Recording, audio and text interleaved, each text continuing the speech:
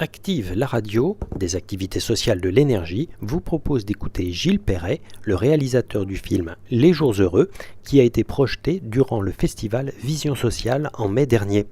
Il est au micro de nos confrères de la radio Agora FM.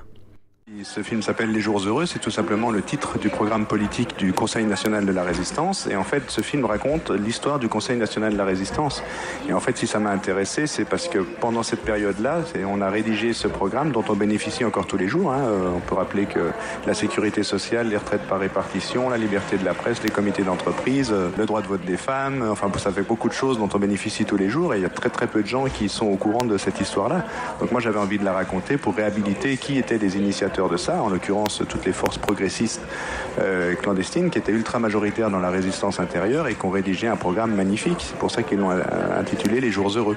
Mais si j'ai fait ce film-là, c'est pas non plus pour faire qu'un film historique. Alors il y a des belles personnes, mais je suis allé aussi interroger les responsables politiques actuels, de droite comme de gauche, puisque tout le monde mentionne la résistance dans leur discours, et y compris François Hollande qui m'a reçu pour la question c'était d'accord, mais maintenant qu'est-ce qu'on fait, qu'est-ce qu'on a fait de ce programme, est-ce que les valeurs qui étaient portées dans ce programme, est-ce qu'elles auraient encore une résonance dans la société d'aujourd'hui, ou est-ce qu'elles pourraient nous faire réfléchir pour la société de demain?